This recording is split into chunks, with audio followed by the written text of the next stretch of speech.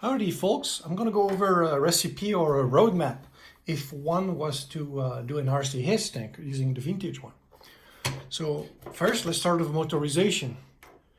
Grab yourself some Tamiya gearbox, cheap, $11–13, or a robotics gearbox of Amazon. There's different kind. I would say for tanks typically a ratio of 1 to 120 is good. As a baseline, if you want to go faster, go 1 to 96, 1 to 80. Bear in mind that if you're on the fast side, you want to be light, otherwise you might not have the torque. Then on my Thingiverse, you might have noticed I have, for free, multiple files of sprockets. Some made for the for a kind of gearbox. I love these because these ones have a metal output shaft with threads, so it's easy to put the sprockets on and off, not rely on press fit, but use a screw to secure it. So this is a very tank-like solution. Sometimes we just do press fit just to avoid, it works as well. Typically even the plastic one have a hole, so you can use a screw, just don't strip the inside of the plastic. Then on the Tamiya, it's the hex shaft, so it's a press fit. And unfortunately to remove it, you either have the proper tolerance, that's not too loose, not too tight, or you have to loosen the set screw to get it out. Okay, so let's check it out. Width-wise, if you were to respect this, the Tamiya gearbox is a convenient size. Using a hang long or VS tank, a larger gearbox, you're gonna have to build on the larger size, everything wider. Those are gonna be durable, nice and fast and sealed. So you're gonna be playing in mud, sand, whatnot. You don't have to worry about it. While the Tamiya one is an open one, but it's cheaper and you can source the gears, you can replace them. So it's a choice. Let's say I go with this. Obviously, if we look how the HIS tank is, if we keep the same proportions, more or less, the drive is in here. So I know we're gonna cut that to place the gearbox up there. And what's in our recipe? We're going to use a small LiPo battery and a cheap board. So we know we have a $20 here. We have 15 or 20 bucks there for a speed controller. Let's say we use a cheap RC controller, like a car controller, essentially. That's what we need, right? So there, we can source those as low as 20 bucks. The best one I like is what Joburg has, the better, the joystick, the single pistol grip. This is a car one, it's a little bulky, but hey, whatever floats your boat. But essentially a simple 2-channel radio. So the receiver and the speed controller and the battery. So this is the volume that we're gonna have to house somewhere there, I guess. If you don't care about internal volume for figures, this can be laid out there. So bearing in mind that we have the gearbox, that's going to take half of that. And yeah, so the options that there's the square motors. Those are old school. It's kind of what the trains and the old slot cars used to use. I don't like those too much. I like these guys because you have a variety of different ratios. Dual-handed, single-handed output shaft. Those are metal gears.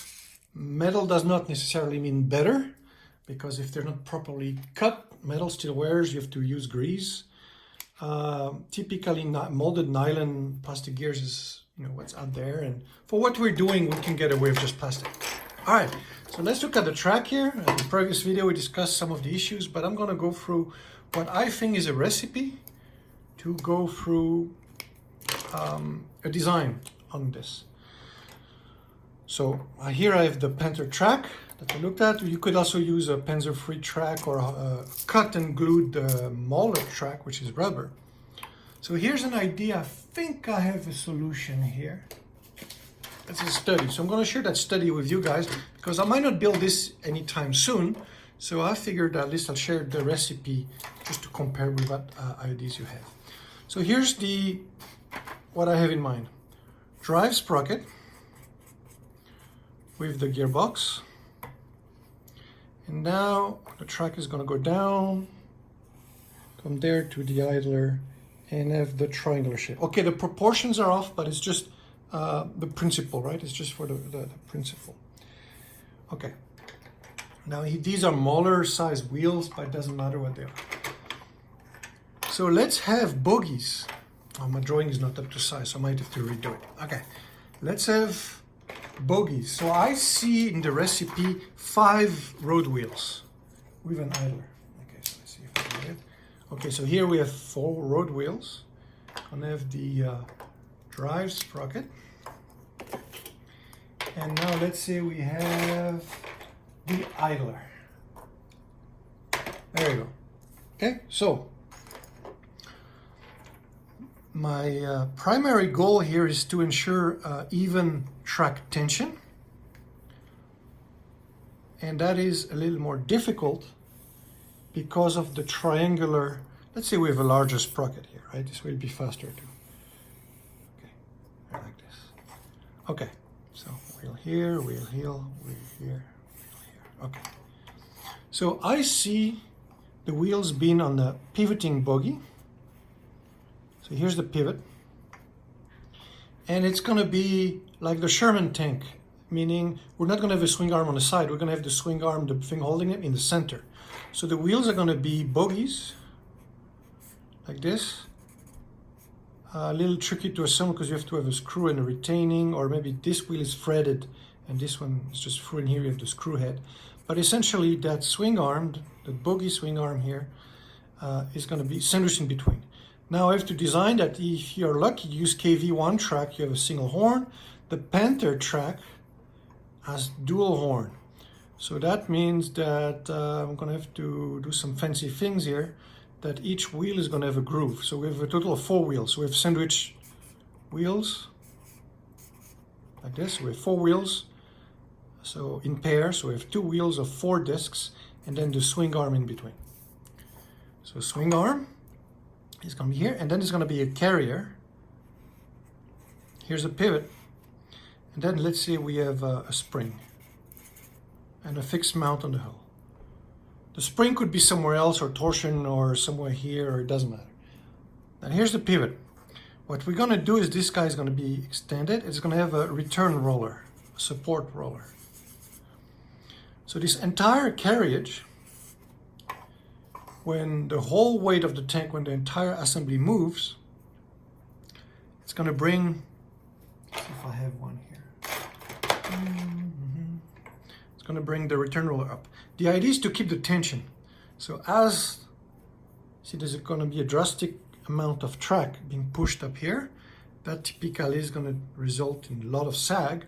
The worst part is because we're front wheel drive, we're going to have the track being dumped when there's excessive slack. And it can be dumped this way or this way. What we don't want is the track to jam. So for example, some track designs have a limit that they don't bend and reverse too much. So see, this is the Panther track. It does like this. What we don't want here is that the excess slop in the front is being dumped and becomes a kink, that it prevents the suspension from working, or it prevents it from rolling. So obviously this is not good here. Look at the Panzer III track, a little less. Some tracks are good, but what we, this is a limitation. The track is going to dictate how we have to make this, because unless you want to make your own tracks, I'd rather use something available. That's a lot of printing and tedious cleaning. So to avoid this is, let's minimize it. The solution here is that the carriage induces here the same tension of the track that is the amount of the slack created from moving. So some study, this should, again, it's like the snowmobile parallelogram thing, might work. Now, this, because there's a pivot here, if it's just an even terrain, this bogie is free to pivot freely. And it's only going up altogether when it's the whole load or a large obstacle goes through. Now, let's say here we do the same thing. We duplicate that. So for standardization and ease of making this, let's say we do the same thing. We use the same part, whether the spring is through or there, doesn't matter. And with the roller. So we might have a separate part or variation that this roller here does a longer distance, and here it's a little closer. We have a roller here, we got these guys here. Let's see if I have another one here.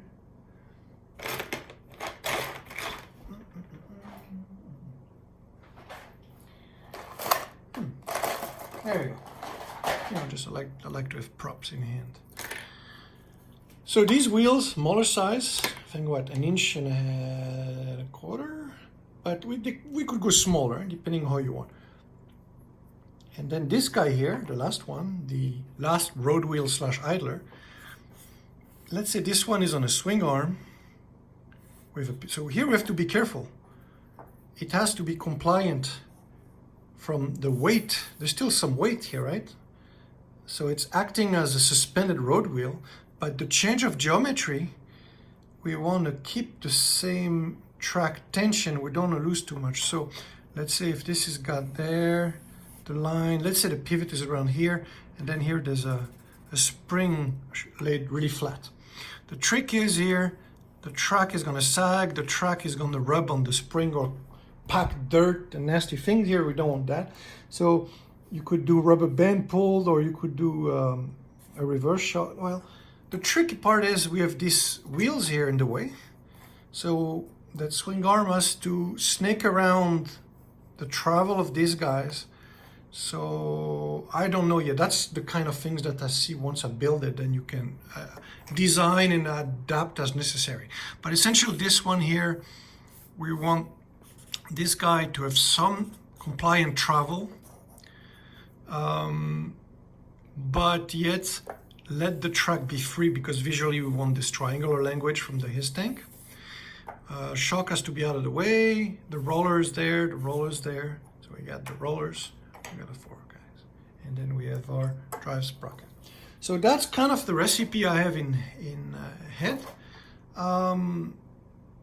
There's some other complicated solution to move around or linkage or do things, but that is something, that's what I would start with. This is where my gut tells me. So usually we can make this more compact to be as close to the original his as possible.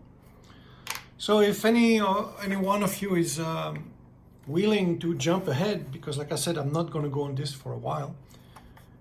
Let's break down your investment. You buy a used his tank or reissue, whatever, X price. Get yourself a Kamaya gearbox. Get yourself a board. So we're going to go 15 plus 20, so we're 35. You get the radio. You're like 55. Okay, so you're around 60 bucks plus a battery, so 80 bucks. So let's say for under 100 bucks, okay, yeah, then there's some tracks off the internet, right? Get some Panther tracks. So you have a budget of $100, you should be able to do this. Oh, can you print? If you can print wheels, great. Let's say if you kit bash everything, you could always use the bogies or hand make this if you can lathe or use an existing vehicle. You need to feed Panther tracks. So motor wheels would work, but I would not recommend those because they're probably propylene, they break, you know, the 3 prongs. So sadly, I would say no. On my files, if you can print, I think I've uploaded many variations of these wheels. Wheels are fairly simple. If you can do CAD modeling, it's a revolve. You just have to design your wheels accordingly that what trucks are you using. If you're using the KV1 track, it's got a single horn. Using the Panther track, you have dual horns, so you have to design your wheel accordingly. So look at this one here. This is a smaller wheel from the Moeller. I designed this one piece. It's got a groove. I'm not sure you could put 2 next by side. But let's say if you modify this, so you make them a little thinner, so you could do this recipe here of holding in between. That's one way of doing, but you could also have the swing arms outside. So the style of the bogies is up to you. So from a top view, right, you could have the swing arm that is sandwiched by a carrier, which is a fork that grabs it from the top. And then it's got the dumbbell wheels here. Or you could go reverse to say that the wheels are dumbbells, but they're solid. And the bogie is a bracket on both sides, and the carrier is in between, either on the outside or sandwiched by those plates. So there are many ways you can do, or if you can also do one-sided. Let's say you have your wheels and you have a big bogie on the side, but that's a little tricky because it might bend. But let's say you're able to do this. It can be done too, but that's the least solution. So I would say if you look at Sherman tanks, Valentine, Vickers, Comet, and all these other British post-World War One and World War II tanks, the French World War One tanks. There are many ways we can do this. Now, regarding the bottom here, I would say you should be able to have a floor that is at 3/4 of the wheel. So that would be a very decent ground clearance. What is going to be a little tricky here is typically you want your drive sprocket to be a little bigger than the gearbox. And that's so that you can clear it. So let me show you what I mean here. Let's say you have a gearbox and here's the output shaft. If your drive sprocket is too small, the track rubs on it and you have a gearbox wall. Let's see if I can show it to you. And what happens is the gearbox wall is gonna hit obstacles. And ideally what we want is have a larger drive sprocket than the gearbox so that what is contacting the terrain or the obstacle is always the tracks with the sprocket. And then this enables you to design a very nice slanted sloped wall to cover the gearbox, because that wall will be rubbed when you go in terrain, rocks, and blah, blah, blah. So it'll be out of the way. So yeah, good luck guys. I hope this helps. Yeah, yo Joe.